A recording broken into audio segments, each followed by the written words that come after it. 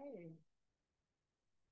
A very warm welcome to all of you to our HLPF side event on Law for Sustainability, Empowering Parliament to Push the SDG Implementation. Good morning to the people joining us here in New York. Probably good afternoon to the majority of the people joining online. My name is Tabea Weitenberg. I work with the Sustainable Development Solutions Network Germany, SDSN Germany, and I welcome you on behalf of the whole consortium, which consists of the German NGO Forum on Environment and Development, the United Nations Association of Germany, the German Youth Delegates on Sustainable Development, SDSN Germany, Bread for the World, and Women Engaged for a Common Future International. We also want to thank the Konrad Adenauer Stiftung for hosting our event and providing us with this wonderful room. Yeah. So where do we stand? 7 years ago, the world community adopted the Agenda 2030, and 7 years remain for the implementation. But the situation doesn't look good. In fact, it's pretty dramatic. According to the Sustainable Development Report by SDSN, it is estimated that only 80% of all the SDG targets are on track to be achieved globally by 2030. And although most countries have incorporated the SDGs into their national context, for example, by introducing national sustainable development strategies, we rely on voluntary commitments. The non-binding nature of the SDGs remains a key obstacle. Non-compliance with the SDGs has no legal consequences. And with the need for a binding legislation for the full SDG implementation at all levels, parliaments play a major role in their democratic function as legislative, monitoring, and representative bodies. They can integrate the SDGs into corresponding laws and legal frameworks. But until now, parliaments really didn't play a major role in the SDG implementation. Not in Germany, but also not in many other countries. And with this event, we would like to open up a space for discussions and ideas about the role of laws for sustainability, the role parliaments can play to push the SDG implementation, and we want to share fresh new ideas from around the world. We want to inspire each other and learn from each other. We will start with a presentation with an example from Germany. And afterwards, we will have an international panel with 4 excellent panelists. My colleague Delegates will introduce them later on the topic of laws for sustainability, the role of parliaments for SDG implementation. And we will hear from different perspectives, different stakeholders from around the world. Afterwards, we will have some time for interventions and questions from the audience here in the room, but also from online. And now I hand over to my colleague Eileen. Eileen Roth works with the German NGO Forum on Environment and Development. She's a policy officer on sustainable development, especially working on the SDG monitoring and implementation on a national level. Eileen? Thank you so much, Tabea. Yeah, welcome also from my side. I'm also very we have the chance to present one of our not so recent publications called Laws for Sustainability, and which also gave the name to this side event. Before I get to the details of the publication and our main findings, let me explain a little bit why we created it in the first place. The 2030 Agenda and the SDGs are a milestone in the collaboration of humanity.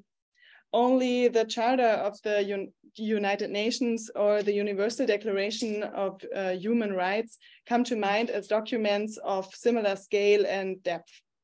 Today, 7.5 years after the adoption of the 2030 Agenda, it seems so unlikely that the international community could once again agree on such a comprehensive and at parts even radical political agenda.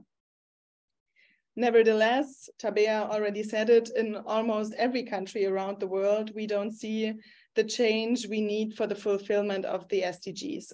until 2030. Yeah, Tabea already said, according to the SDSN report, but also according to the Global Sustainable Development Report, I think the GSDR says it's only 12% of all targets that will be reached by 2030, and around 50% are progressing too slowly, and another 35% are going in the wrong direction.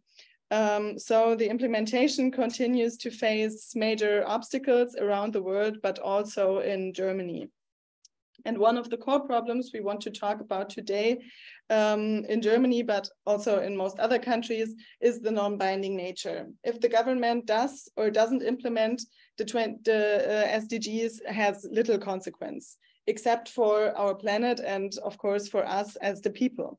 Both the sustainability strategy we have in Germany, but also any other SDG implementation project within the government are by and large non-binding. So non-compliance has no consequence. But we think as civil society that sustainability needs rules and a legal framework. Because as long as sustainability is only implemented if it doesn't collide with any other existing policies and doesn't really lead to a transformation of society and economy, then all those warm words we hear about the SDGs, especially during HLPFs or VNR processes, they mean little. Only when our governments really begin taking steps towards sustainability in the problematic policy area, so in Germany, for example, in the area of transport or agriculture, only then will we do justice to the 2030 agenda. So realizing that we wouldn't get any further with voluntary commitments, we were wondering, how can we put pressure on our government to actually do what they promised to us with the 2030 agenda, meaning transforming our world into something better for everyone? And after years of direct lobbying of governments, it became clear that we needed to get another stakeholder more involved: parliaments as our democratically elected representatives. Through their constitutional mandate, parliaments should play an integral role in realizing the 2030 agenda, representing the interests of citizens and localizing the SDG implementation of the SDGs through deliberate efforts to ensure action at the national and sometimes at the subnational level or local level.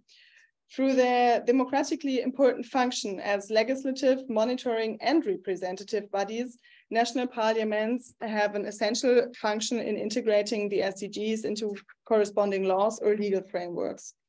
And moreover, it's their duty to hold governments responsible and accountable and monitor whether the executive branch delivers and implements the laws, programs, and also policy plans, such as the 2030 agenda, effectively. Parliaments and CSOs often play complementary roles and can potentially facilitate and support each other in working towards the achievement of the 2030 agenda. But unfortunately, in most countries, and so also in Germany, the parliament still only plays a minor role in SDG implementation. When we realized the potential of this actor, it became clear. If we wanted to work together with parliaments and involve them more, we would need to start thinking the way parliamentarians do, in legal terms. So the idea to create laws for sustainability was born. Sorry, I totally forgot about my presentation. So what are those laws for sustainability? It is a publication, you can also see it here, where we propose over 100 laws to the German parliament. The implementation of these proposals would substantially boost progress towards one or more SDGs. So how did we do it? With the idea of those binding SDG laws in mind, we went down two avenues. Firstly, we reflected on our own political demands as civil society. What problems come to our minds? what are the current most urgent things civil society is talking about, and which solutions do they call for? And then secondly, we looked into the SDGs and compared the SDGs to our demands, and we're asking ourselves, which targets still have to be implemented in Germany? Are there things we have been forgetting about all this time? And as our Excel sheets filled up with topics, problems, and proposed solutions, we started to see something. Most of the demands of civil society weren't as far-fetched as some politicians make them out to be, but could actually be found in the 2030 agenda, so in an agenda that has been promised to us. And then after having spoken with nearly 100 experts and extensive research, hours of writing, rewriting, reviewing, rewriting, we came up with a draft and a structure for our publication. The structure follows a very simple pattern. For each SDG, we have identified some legislative proposals which can substantially boost progress towards the respective SDG. And the proposals are divided into 3 categories. We have category 1, proposals for a new law or an amendment to a law. Category 2, inspiring examples from other countries, but also from the federal states in Germany or from the local level, which could also be implemented at national level. And then the 3rd category was also very important to us. We called it a glance at history.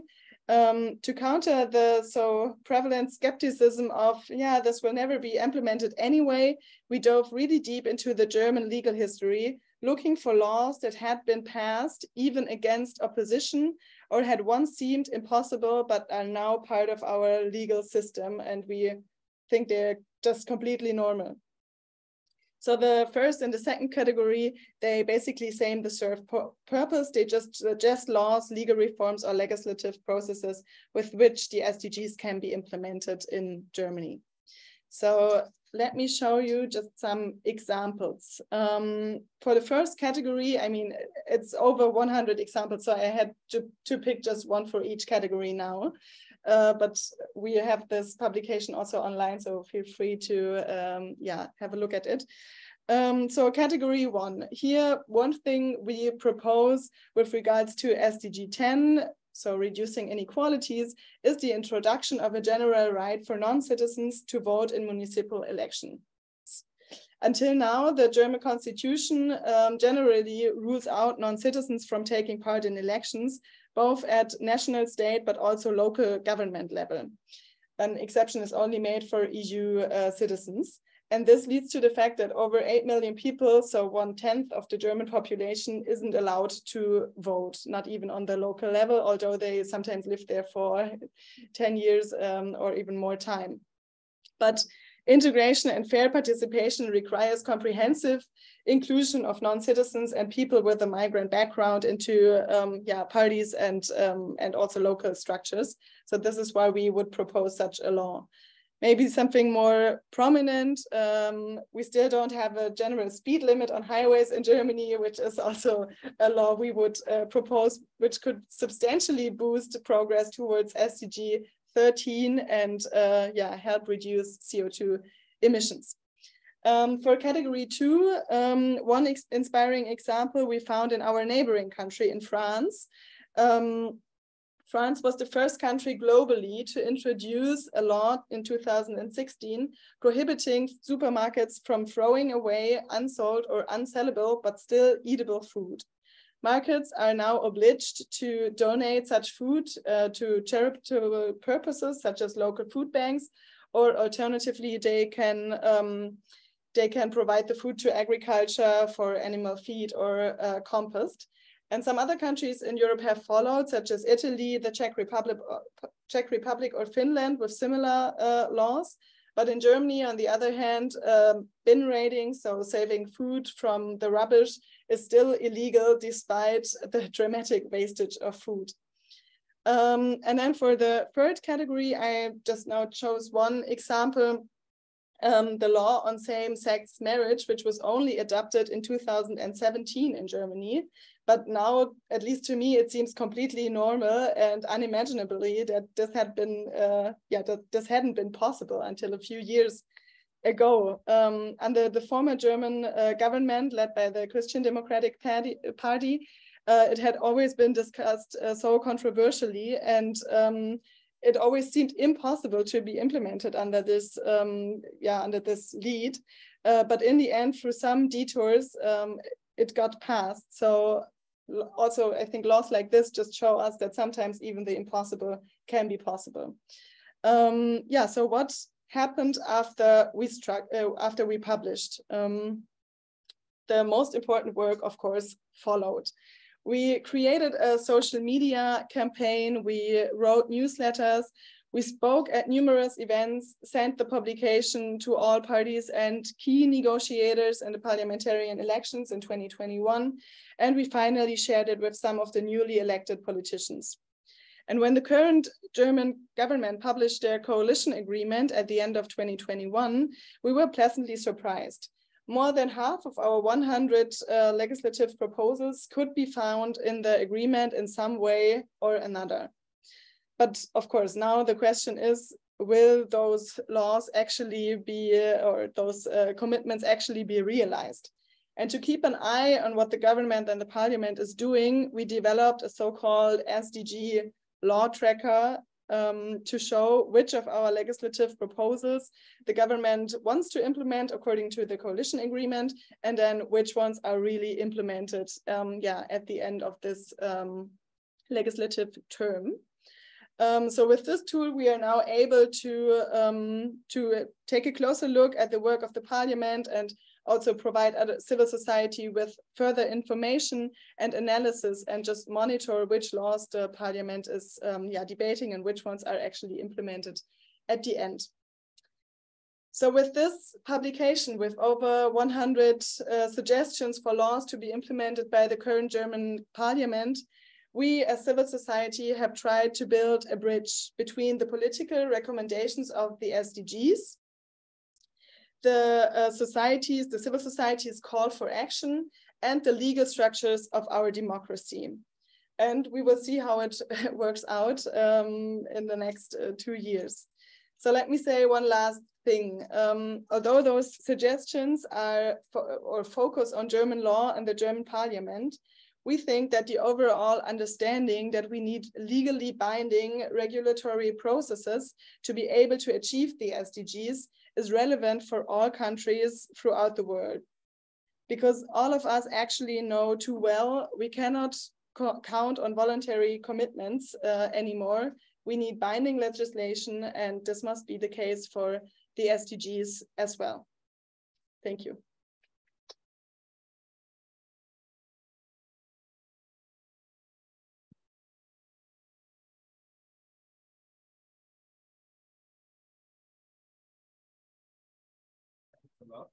And I think before we start with our 4 fantastic panelists, I will hand over to Andrea Ostheimer from Konrad Adenauer Foundation to say thank you to have us here with this great view. And yeah, the stage is yours. Thank you. Thank you. No, it's a pleasure hosting this community here at the Konrad Adenauer Stiftung, because I think it's an important topic you are bringing up. What role can parliaments play in the implementation of the SDGs? And I think what we all realized in the last 8 years is that you really have to have a multi-stakeholder approach. And this is also what we as Konrad Adenauer Foundation are trying to follow through, not only to bring parliamentarians into the discussion, and we have a team in Berlin at the Konrad Adenauer Stiftung dedicated to Agenda 2030, but also here in New York, we have a cooperation with the International Organization of Employers, because private sector involvement in really supporting the SDGs is so much, is very important as well, particularly also reaching out to small, medium-sized enterprises, and not only seeing private sector as a source of funding for the SDGs, but also as a kind of a stakeholder in policy development. So therefore, it's a pleasure having you today, and I hand over to you again.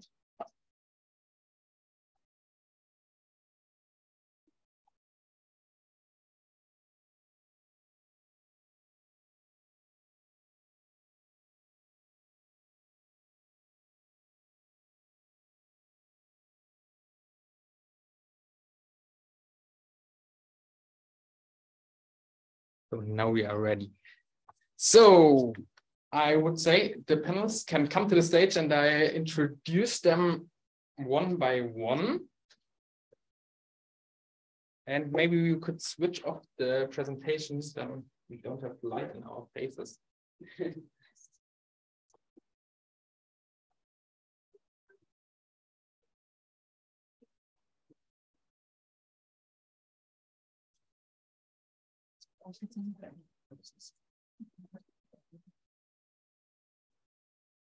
So thank you for joining, and I will start with you, Leda Reinhut. You are a social anthropologist and chief executive of World Trade Organization, and you are a fellow and senior advisor on environmental governance at the Stakeholder Forum for Sustainable Future. You have more than 30 years experience in international cooperation on sustainable development, and she was one of the negotiators in the creation of the SDGs, and you are an expert on good governance for sustainability. And from all this experience, what's your opinion? Do we need legislation for the SDG implementation? I already started. Yeah, hello, thanks. And thanks for inviting me, even if it was last minute, but I think it's nice to be here. And I have to switch it on somewhere. No. Yeah, okay. Okay, so yeah, I do think that legislation is very important for the implementation of the SDGs. But I think we have to start firstly with having sustainable development as such being part of the Constitution. So you have a foundation also for the Parliament and for all the ministries to do something on sustainable development, because I think after the SDG agenda, we will have hopefully something continuing, or I mean, maybe with other wording, but at least something that is really on the sustainable development. I mean, the SDGs is an instrument. The 2030 agenda is an instrument to achieve sustainability worldwide. So I think we have to focus on that. The 2030 agenda for me is an overall agenda which has principles, has a set of indicators, goals, etc. But it is still an instrument. So I think it is very important to also have it as one package. I think a little bit the danger if you go per SDG and then find the appropriate legislation for that SDG, that we are a little bit weakening our policy coherence for sustainable development. I think that is very important. For me, that's the most important thing, key principle within the agenda, so that we have that policy coherence, because that I think is often where it goes wrong. We have too many externalities if you look in only one SDG. I think for the climate change, I think is a very clear example. If you only focus on carbon emission, reducing the carbon emissions, then maybe you are causing somewhere else big problems that you can never solve or are very difficult to solve. So I think the policy coherence for sustainable development is for me the most key thing. If you can use legislation for that, of course, that is interesting because you make it more binding. But I also know, based on the experience of having the negotiations in Nairobi on the Global Pact for the Environment, where we were talking about making environmental governance more legally binding, that is, it's very difficult also because the situations in the different countries are also quite different. But I think legislation is good if you have also the instruments and the judges and the civil society, etc., to enforce your legislation, because that is often also a weak point. Thanks a lot. And then I will come to Leda Ferreira. She's UNDP's global lead for democratic institutions and processes and has a master's degree in political science and government. She has more than 25 years of experience in democratic governance and development, and she's previously served as the UNDP Deputy Resident Representative in Panama and Venezuela. From your perspective, which role should parliaments have in the SDG implementation? Well, I think our presentation before kind of say it all.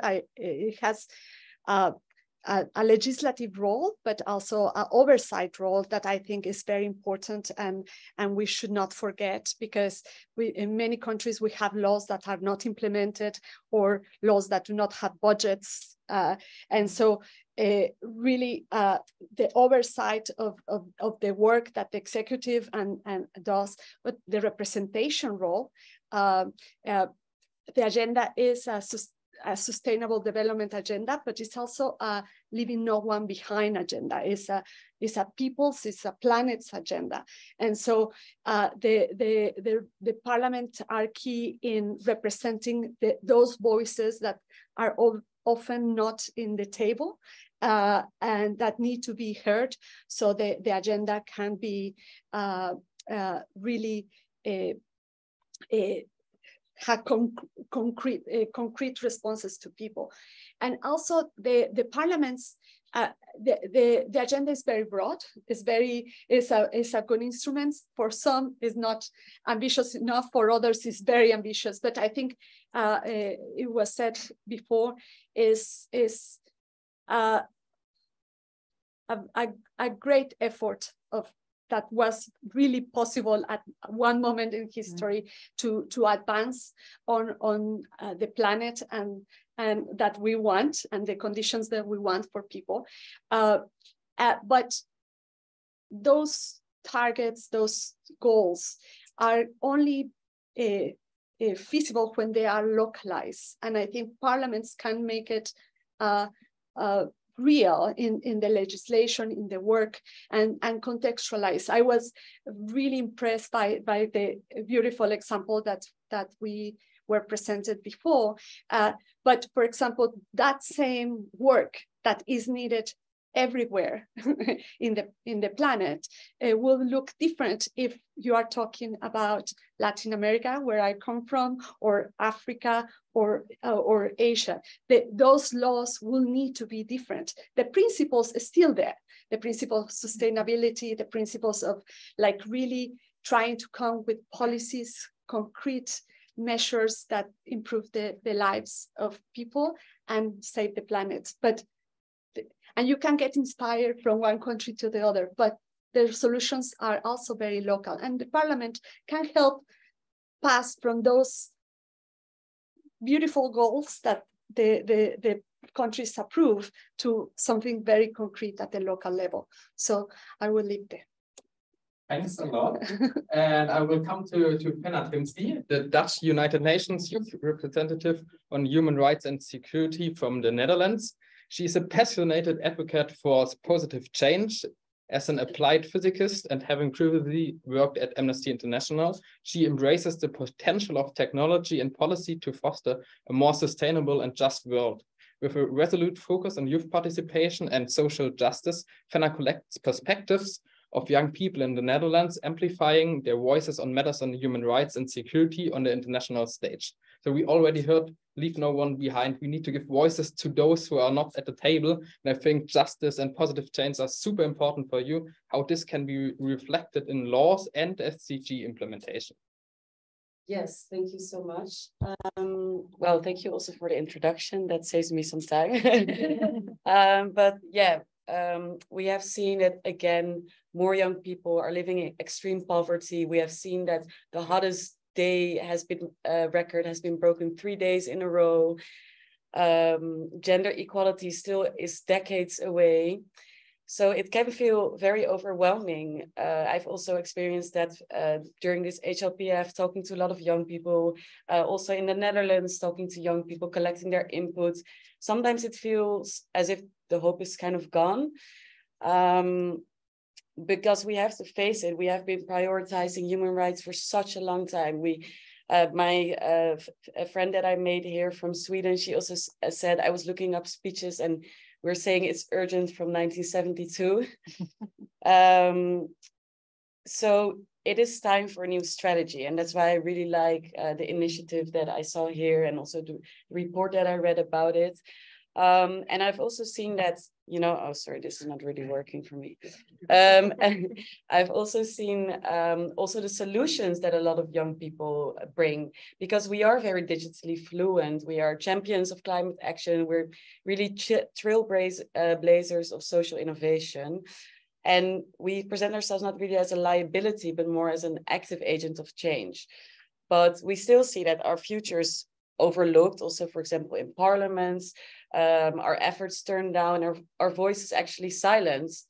And I think that's important to also remember that vulnerable groups such as young people, women, people with disabilities, LGBTQIA+, and so on, they're made vulnerable, but they should be made equal partners. So that's why I'm collaborating on something called the UN Generational Test.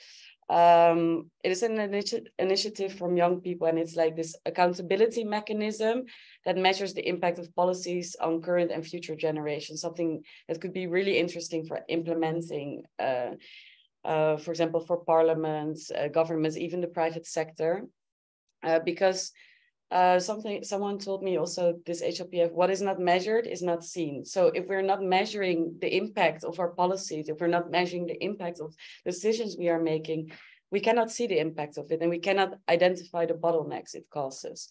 So the test actually serves two important purposes. So it ensures that policies that take into account the need of future generations to make them more sustainable and inclusive.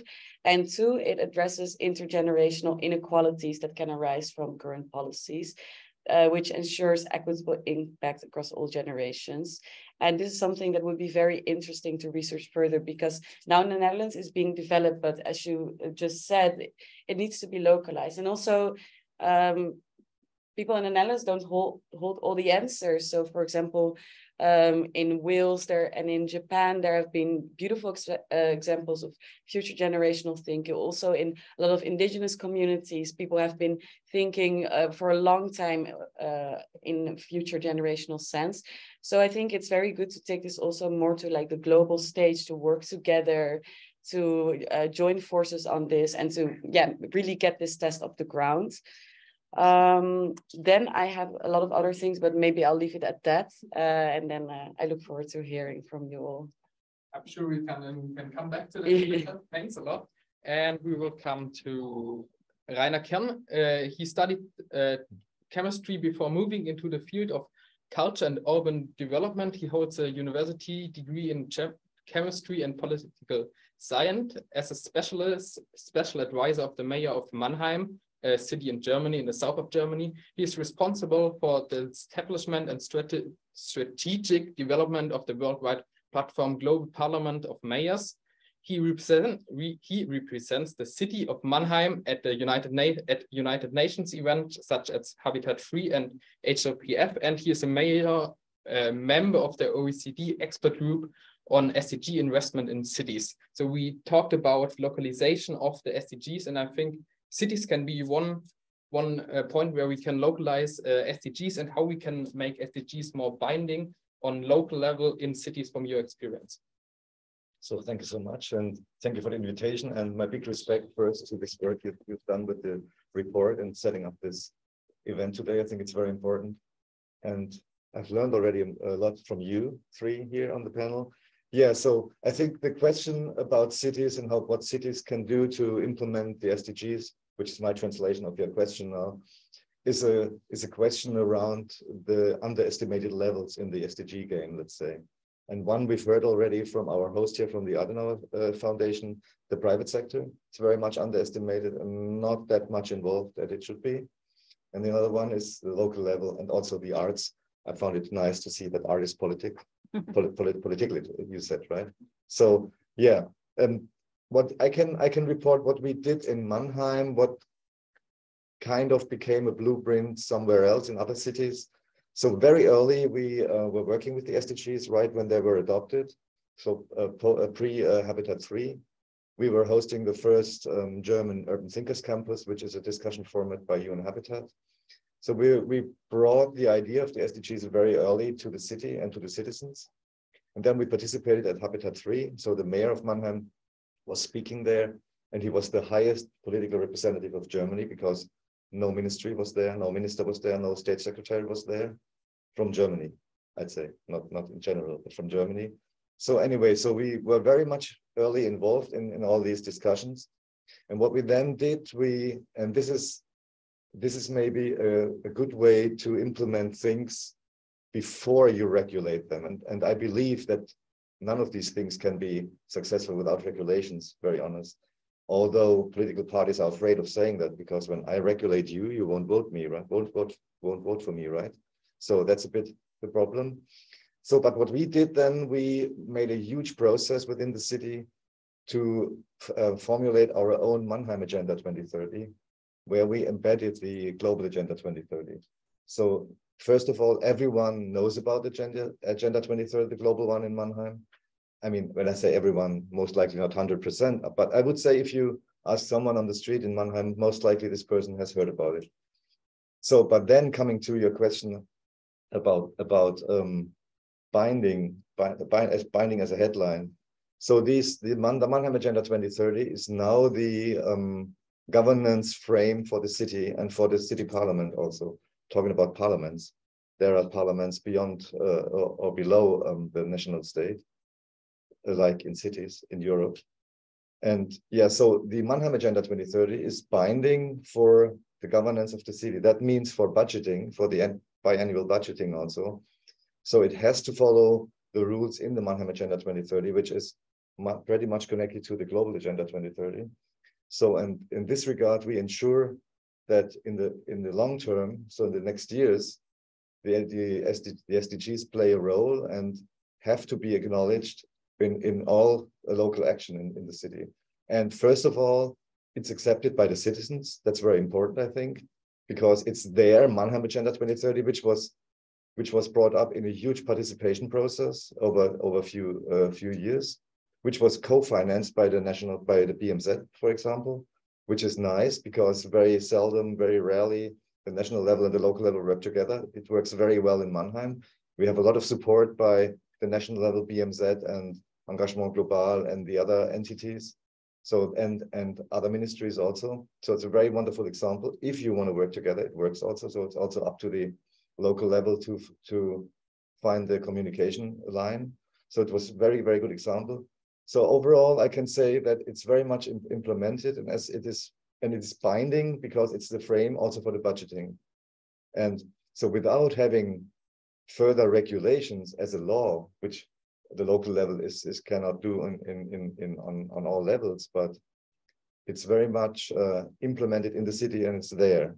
And I think this was a very good way, but again, also we have to regulate here and there, and that's what we also do in Mannheim. So thanks a lot. Maybe come to you later. We heard some concrete examples from Germany, from the Netherlands. Maybe you can share from your experience another example from another country, another law, which supports the implementation or a concrete law for sustainability from your experience.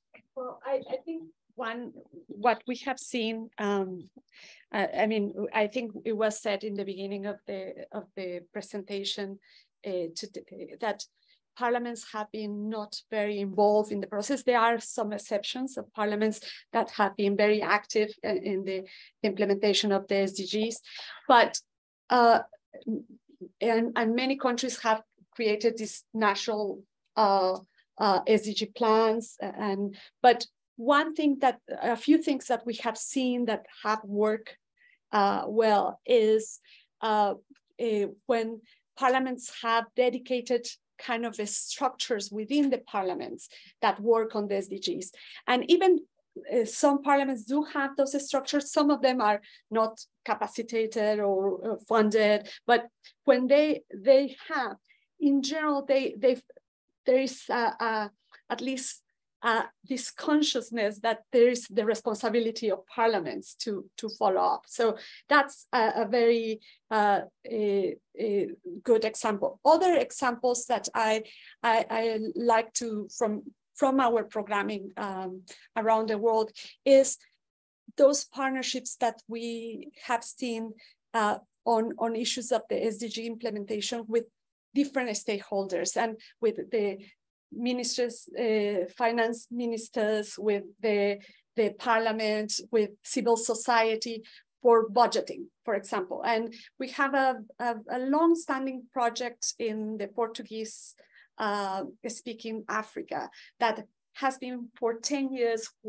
working on issues of parliaments. In the last 5 years, I think, have focused mainly on issues of oversight of budgets, development budgets, and working with parliaments, working with civil society, working with ministries, working with the, and what we see is that there has been a good impact in terms of gender sensitive budgeting, more oversight of the development finances, which are essential. I mean, because the laws in itself would not create the changes we need. We need the laws, but then we need all the process of implementation of those policies, funding, and capacity that goes behind. And so having this I would say, a multi-actor system of oversight is really good. And those examples from Portuguese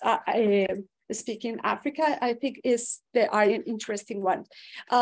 Also, other examples of that I would say of tracking, similar to what was presented early on in Bangladesh, for example, they have created this online tracking of SDGs in the parliament. So the parliament can go and see how much the country is advancing on the SDGs. So, and of course, adding some innovation and also some engagement with civil society. So those are examples that I would like to pick up that kind of relate to what we heard before. I don't know. So we heard that parliaments still have a lot of potential to talk about SDGs, and later maybe from your perspective, how maybe civil society, NGOs can support that or push it or give expertise and things to parliaments for a better SDG implementation. I think civil society organizations have the main role to really hold the governments or the parliaments accountable on what they are doing. Of course, they can also help them in the implementation. I mean, because they are closer to, to the citizens or indeed also to the cities. Because indeed, I think that's a very interesting level as well, an important level also to implement the SDGs. I also think that, that civil society should focus more on governance issues. That's my frustrations for the last 20 years, maybe, because I'm working mostly on governance, on processes, on having, let's say, a quite huge agenda implemented on the national level or even on the city level. I'm coming from another generation. So when I started working on sustainable development, we still had Agenda 21. We had a local Agenda 21, which is now the 2030 agenda. But I think there we really also try to institutionalize sustainable development on the several levels. And what I saw is that a lot of civil society organizations are very fragmented themselves. So they work on climate change, they work on gender equality, they work on whatever, but you don't have a lot of organizations that work on everything, really the governance issues, as you did now as well. I mean, putting the things together in a more coherent way. That's the reason why I founded years ago, SDG Watch Europe, to really bring the civil society together, to really learn from each other and support each other's demands, so that it's really kind of, well, we are, as civil society, a kind of personalization of the SDG agenda as well, because I think that is often lacking. And that's why I think parliaments are not often working on the SDGs or on sustainable development, because they work on very fragmented issues as well. That's why I really want to also stress that it's important to have a minister for sustainable development. I don't want to have the SDGs sitting in foreign affairs, environment, finance, whatever. I think it's really good to have experts, ministers, people that are around that really follow that process, that governance model, so that people really talk to each other. I mean, experiences that we had with the local Agenda 21 is that people don't even knew each other. I mean, the ones that working on urbanization or whatever, and that I think is already very important, that people talk to each other and really see that there are those interlinkages, because without that policy coherence, for sustainable development, I don't think that we will ever reach that overall agenda of sustainability. So if we come to maybe local parliaments and we talk about the implementation of the SDGs, you think you need a framework for national level or support from national level, or it's enough to do it on local level to implement it or make it more binding? Or you think, I think if we talk about energy in Germany, maybe it's difficult only to do it as a city. Maybe you need sometimes national laws to make progress on local level. That's a very, very important question. Thank you so much. So please allow me to be a bit more generalized in my answer. But first, before that, I would say there is no someone alone anymore. There's only togetherness. Nothing of these things we're talking about can be solved by me only, by you only, by the city only, by the national government. No, can only be solved by when everyone is working together.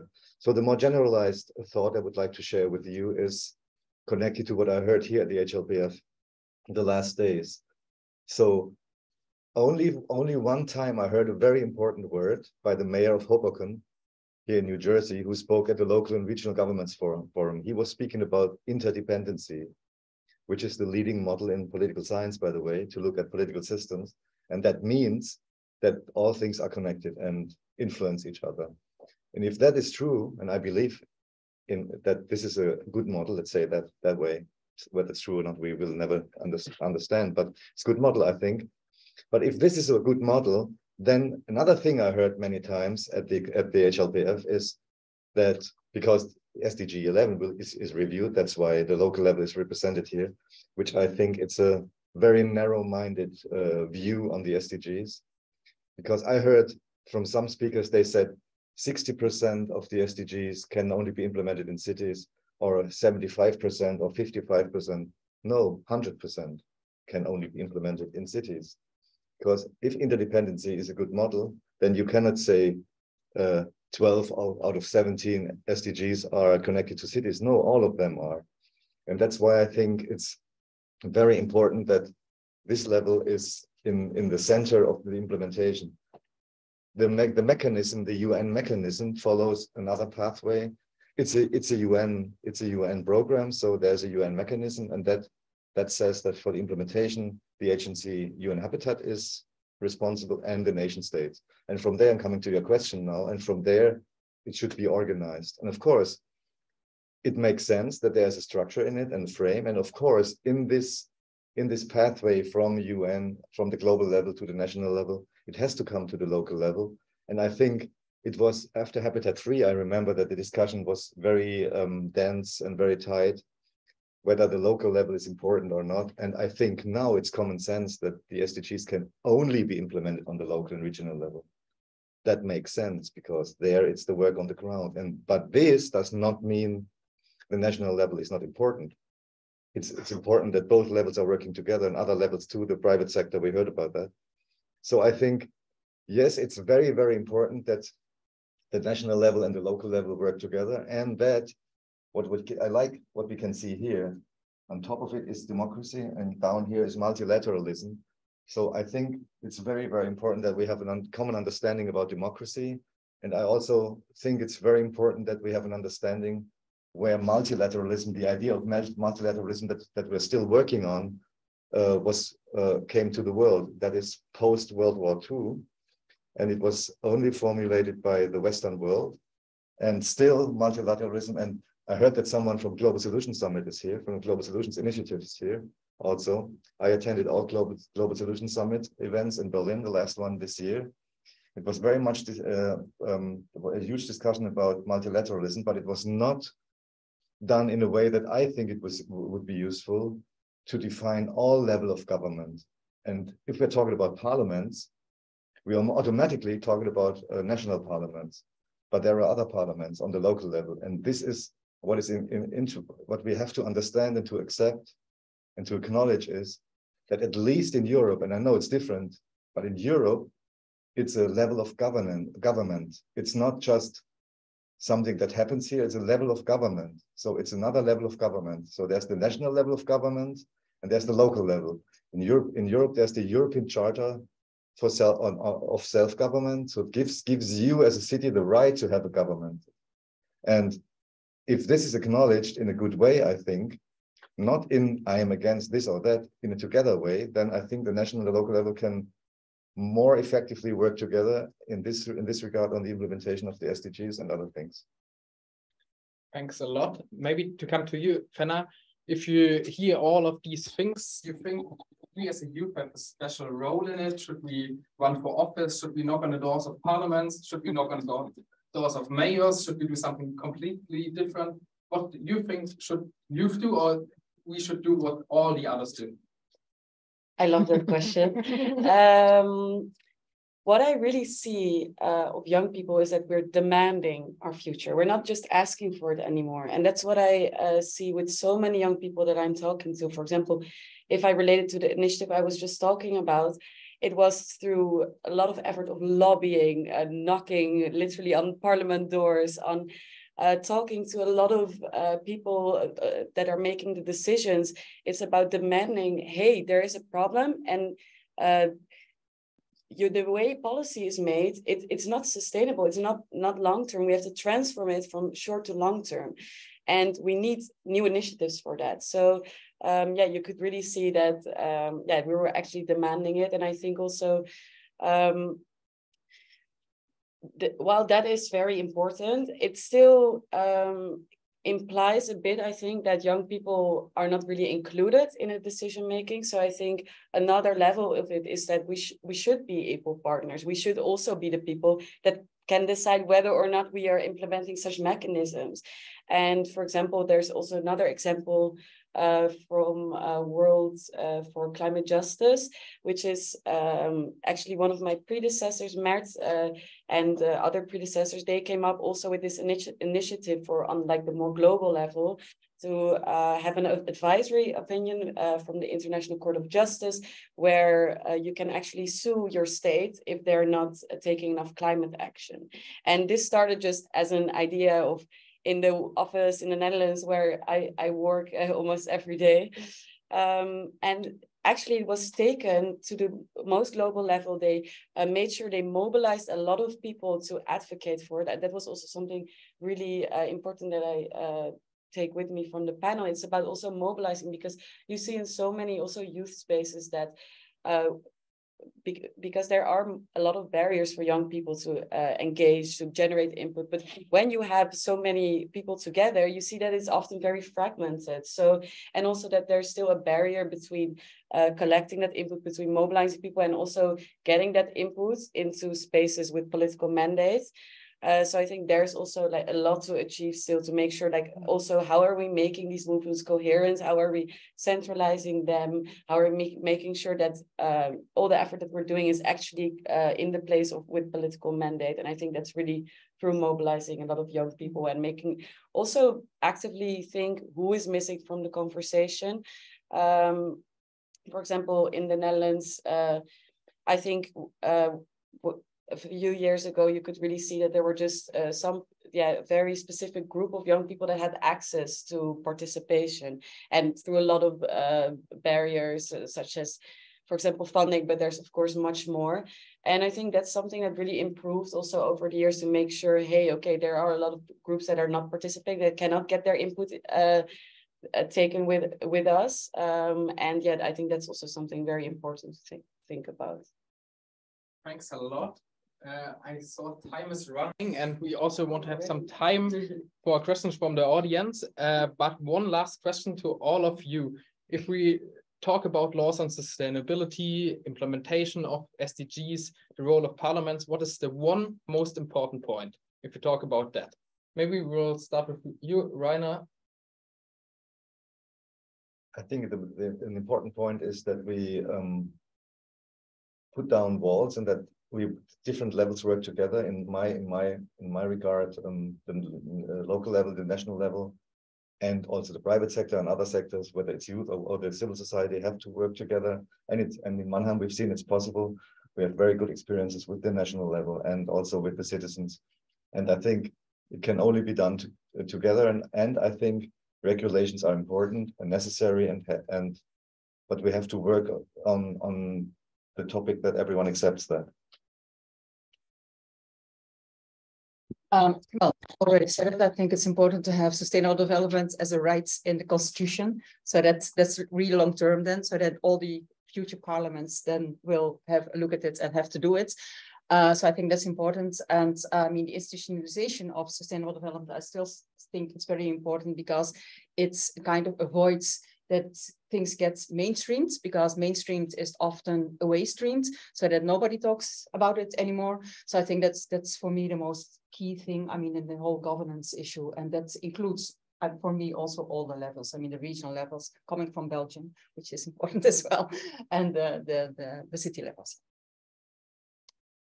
I think something that's important that was also stressed in the panel is also having coherence in between the different levels. So for example, local, European, national, global, because for example, when I worked for Amnesty,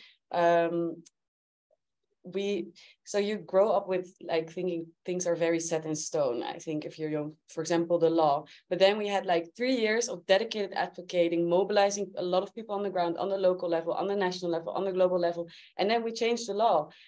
So that's really taught me it is actually possible, and it's possible through people volunteering that maybe had 3 hours a week. It is possible with young people that are doing a lot of things, but we have to make it coherent and actually start mobilizing people to demand for our justice. It's very hard to come at the end. I completely agree with the panelists before. I think for me it's all about collective action for sustainable future for people and for the planet. And for that, you need working together, you need institutions, and you need really a very focused partnership to make this happen, and the political will to make this happen. And it is possible. And yes, we have been saying that it's urgent forever, but I think the multiple crises that we are seeing in terms of how the planet is suffering, how people are really descending again on poverty, and some inequalities have not passed, have not gone away. And I think genuinely, we all want a better future for us and for the future generations, for my kids, for the kids of all of the people that will come. So I think is that collective action that I think integrates these 3 things that were said, you know, partnerships, institutionalization. And so, yes, I will leave it there. Yes. Yeah, SDG 17. And strong statements. Thanks a lot for coming and sharing your perspectives. And maybe a quick round of applause for the panelists.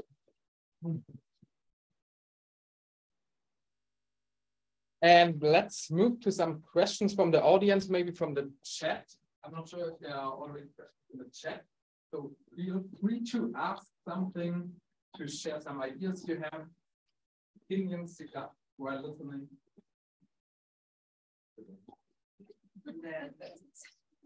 Can you speak in the microphone? That would be perfect.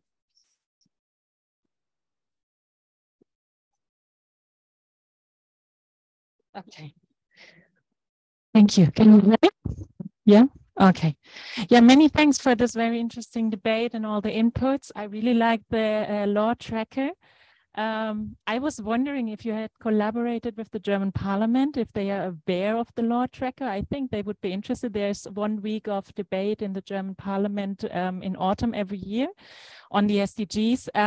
And we also have in Germany, and here I'm playing a bit the devil's advocate, so I'm Hanna Janicek, sorry for that, from the German Council for Sustainable Development. And we actually quite closely collaborate with Parliament representatives in Germany. So I have a slightly different perspective on it, because I do see that there is already quite some engagement in the Parliament. And we do have the Parliamentary Advisory Council for Sustainable Development in Germany. It is not an official commission like the Budget Commission in Germany, but it is a body that meets almost every week, that debates the SDGs, that brings it in through the Parliament. And they are currently working also to reform itself as a body to become more powerful in Germany. I think that's a very important signal. And yeah, I would just like to encourage you to get in contact with them if you haven't done, because I'm quite sure that they would be super keen on the tracker. When I saw the tracker, I'm a fan of trackers, I like them. But I think at the same time, it illustrated very nicely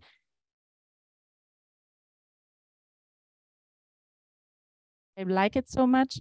And I think what we would need in at least democracies to have the precautionary principle into the constitution, that sort of would be the foundation and the largest achievement we could achieve for the SDGs, I think. And I also like this concept of a commissioner for the future generations. We have this in many countries. I think that's also something very nice as an institution to hold the different stakeholders or bodies of government accountable. So yeah, I do see that the German parliament is active. I do know that they have released quite some or substantial financial funding for the SDGs in Germany in the past years. So I wouldn't underestimate their engagement, but still it's constant work with the parliament because it's so heterogeneous to get them into the 2030 agenda. And what I know from my work with other countries, to be honest, wherever national governments are not ambitious in the 2030 agenda, the parliament is the first actor they turn towards. If there is a parliament that sort of has the power, because that's sort of a question of a political system. And we are speaking about democracies, I think if we have different state systems, then it's a different case. So I do see this, and that's why I like the event today. And I think we should flag this higher, that parliaments have this important role. And beyond parliaments, that's what you discussed as well, it's the local level. So what I observe is if the national government is not ambitious enough for stakeholders, then they turn towards parliament or to local agents. These are sort of the two agents where you can, achieve change. Yeah, so that's my 2 cents on the German perspective, and many thanks for this event. It's highly relevant, and let's continue this debate. Well, maybe just very shortly. Yeah, thank you, Hannah. Yeah, on the question if we have shown this to members of the parliament, yeah, we have worked with this publication and also with the tracker or with the publication before the elections in 2021 and engaged with many members of parliament, and they were all very interested. But then after the elections, I mean, they were all very busy, and then the war in Ukraine started, and we had the feeling that they were all so concerned with other things that yeah, we couldn't really reach out to them, and they weren't available for talking, or we wanted to host parliamentary breakfasts, and nobody was really available because I think all their capacity and resources were somewhere else. So we now want to use this year as the SDG summit and like midterm SDG to again reach out to members of parliament and of course show them the SDG tracker, and I mean it's not like nothing has happened in Germany. I mean, I just told it some other people before. I mean, we were really pleasantly surprised when we saw the coalition agreement, but also now with this tracker. For me, the nice thing is that you also see when something happens.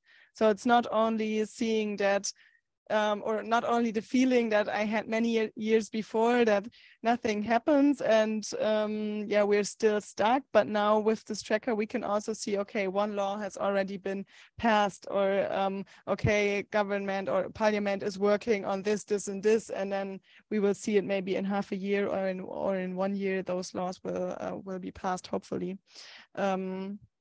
Yeah, so I think more work is to come this autumn, and we will definitely reach out to parliamentarians again.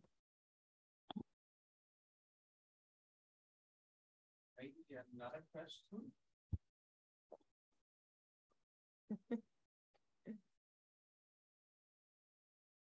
Yes, thank you very much. My name is Simon Triebel from the German Federal Ministry for Economic Cooperation Development. Thank you so much for this very important discussion. I learned a lot. And I want to underline one aspect that has been mentioned here as well, which is the importance of policy coherence for development. I think policy coherence is very important when it comes to the implementation of the 2030 agenda. And it has to do with political leadership, certainly. You always need political leadership, whether it be in the Prime Minister's office or the Chancellery, to assure policy coherence. So this works well in Germany, I would say. But I'm wondering how to assure policy coherence in the Parliament. I think this is more critical. Trade agreement is, I think, a good example that needs to be adopted by national parliaments. And yeah, and there you can also have the phenomena that there is maybe a disconnect between the levels of ambition in the EU or the Mercosur region. Yeah. Thank you.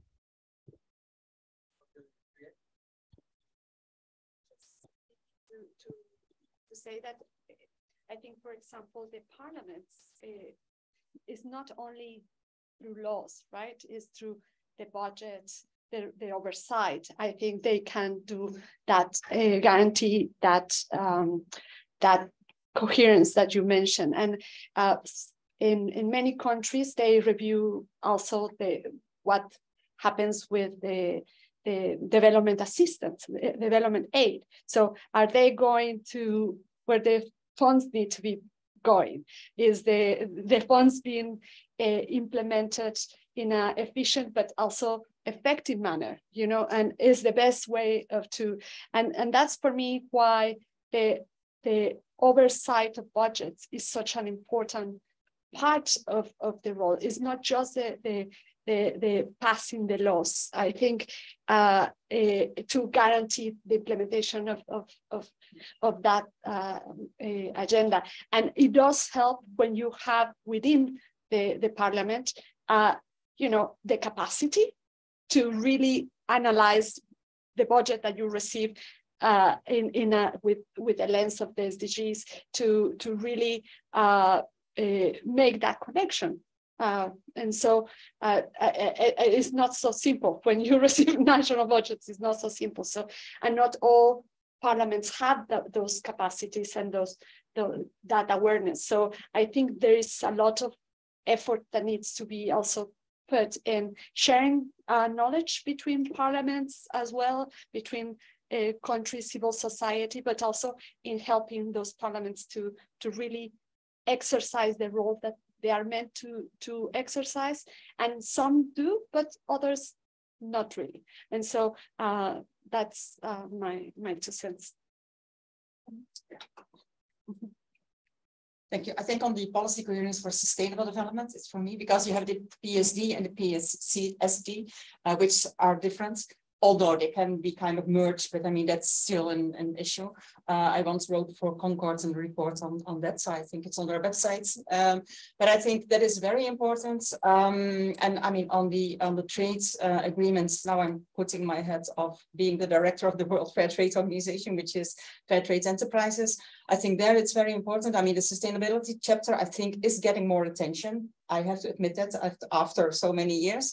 But still, it is, you have to look on who is doing those negotiations. I mean, it's still the big businesses. I mean, if you talk, I mean, it was already said, I mean, if you talk about private sector, we often think about the big multinationals, the shareholders, businesses, etc. And the SMEs are often forgotten. And it's often when you have those trade agreements that those SMEs on both sides, I mean, Mercosur in this case, in your example, and in Europe are suffering because of that. So I think that is something that really also for me would be part of the policy coherence for sustainable development. I mean, what are the externalities? SDG Watch once published a publication which is called Who's Paying the Bill, which is about, I mean, it's 17 chapters on externalities of policies in Europe. For us, maybe nice policies, because we can make Europe green and fair and whatever we want. But I mean, if we are giving the bill to the global south, which is often the case, then we are not talking about sustainability. So I mean, that I think is it is complex, I know, but it's very important to have that policy coherence for sustainable development. I mean, not only related to development policies, but also to climate policies, to well, whatever policies we have in Europe. Maybe small.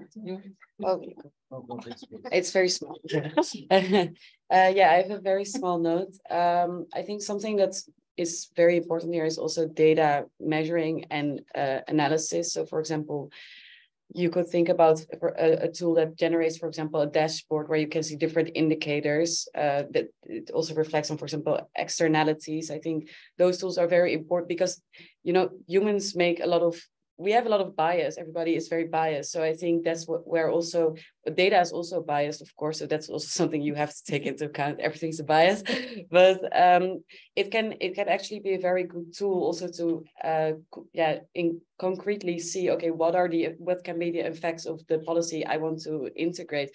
And it's also, for example, so the initiative I was talking about that also generates a feedback loop before you implement policy. So I think that's very important, so that you can actually see the indicators and you can reflect on it. You can do better.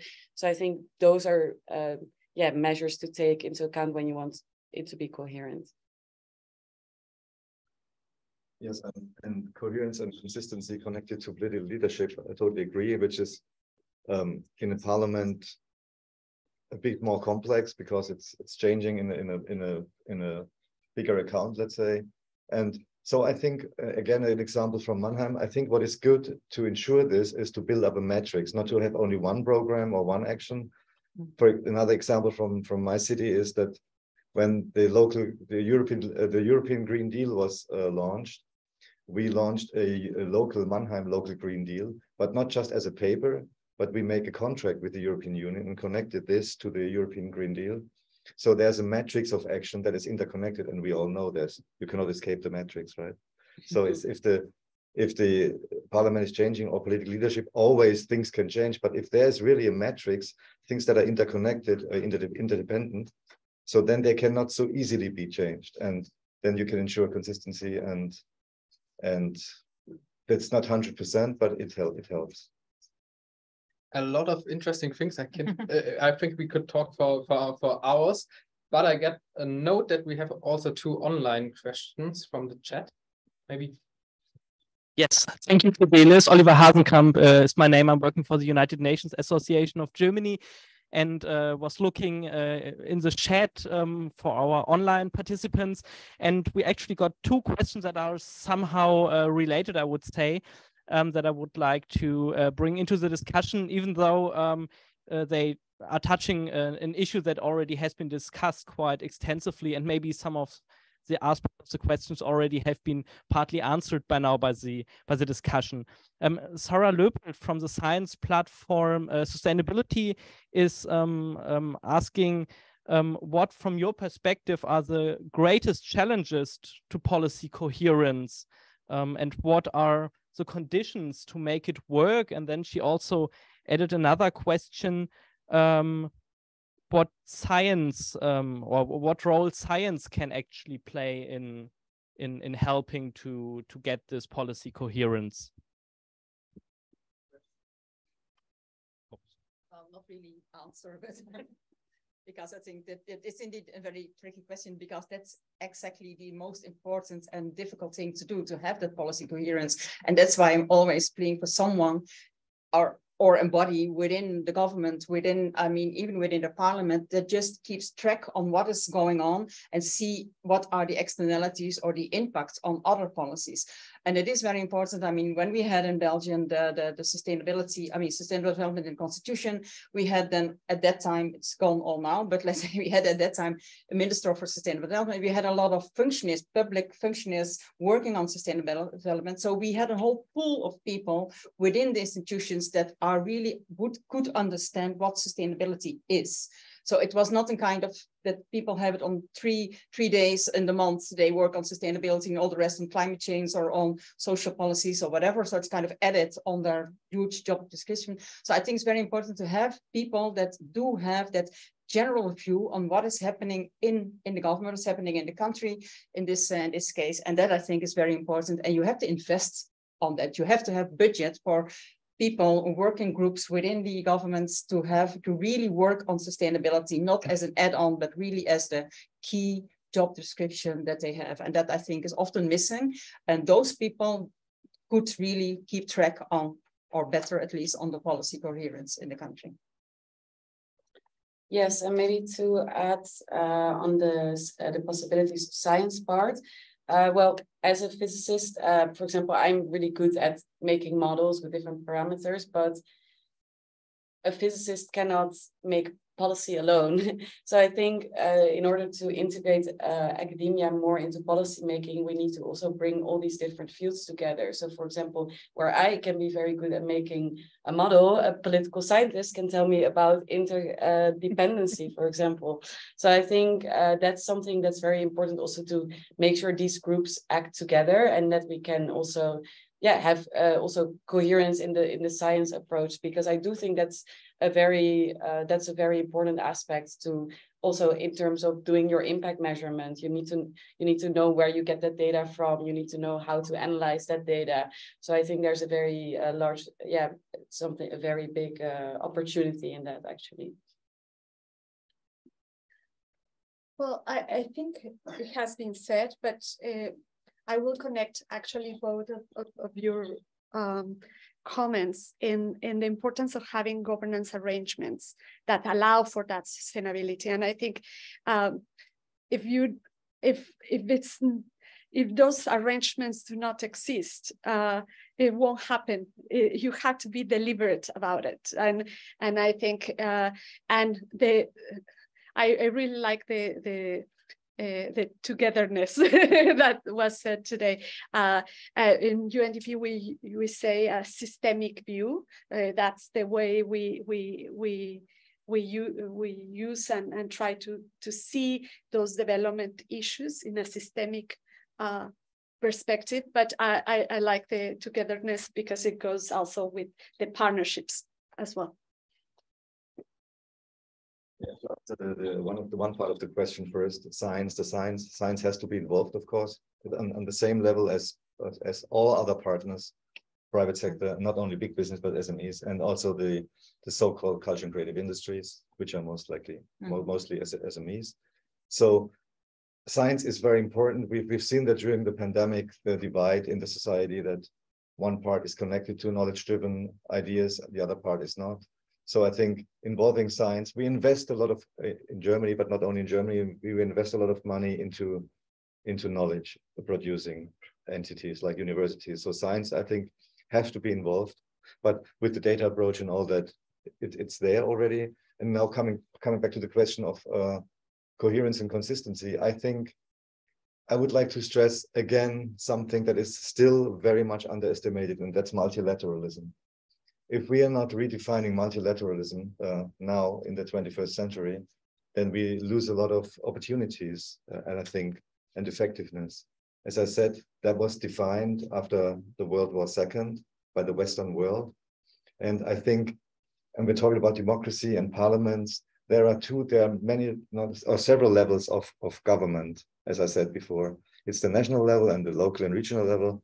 And if we don't open multilateralism to these levels, then we just lose opportunities. And when the UN became 75, there was a final declaration by the UNSG, and there the UNSG wrote, he opened a door that the local and regional level should be more involved. The Global Task Force was invented before Habitat 3. So there are some opportunities, and I think this has to be discussed more powerful and more serious.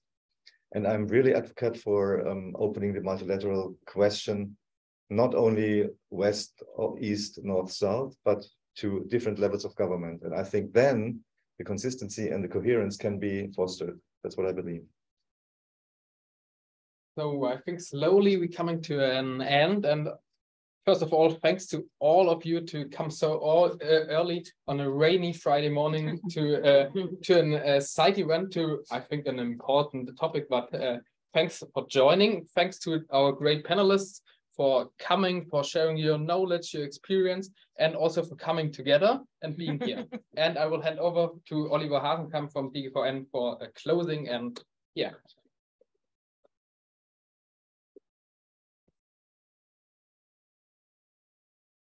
Yes, I also would like to thank all of you, especially all of you on the panel, but also you, Fidelis, for the moderation of this event.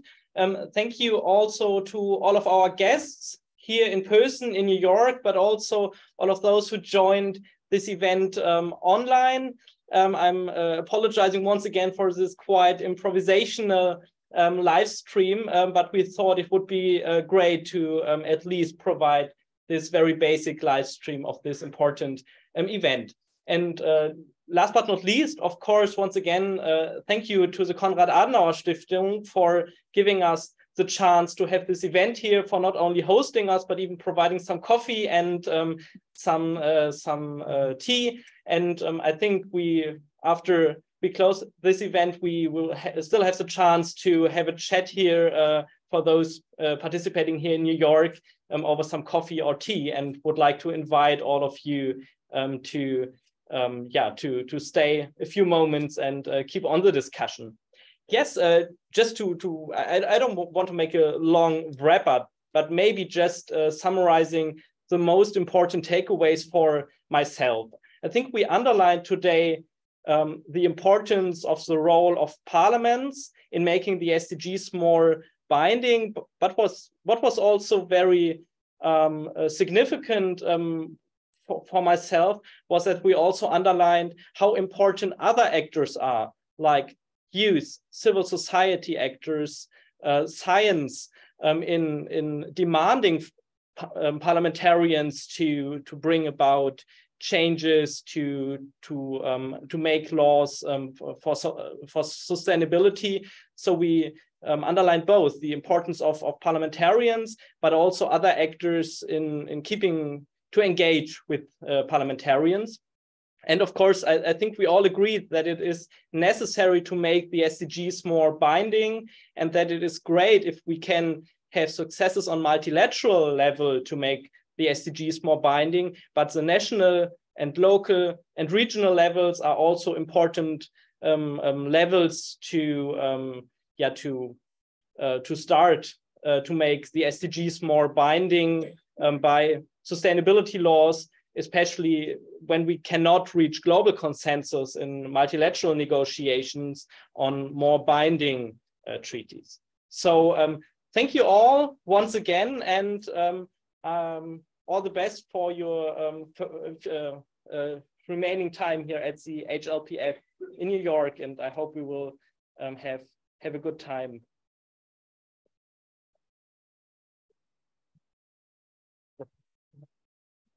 So much.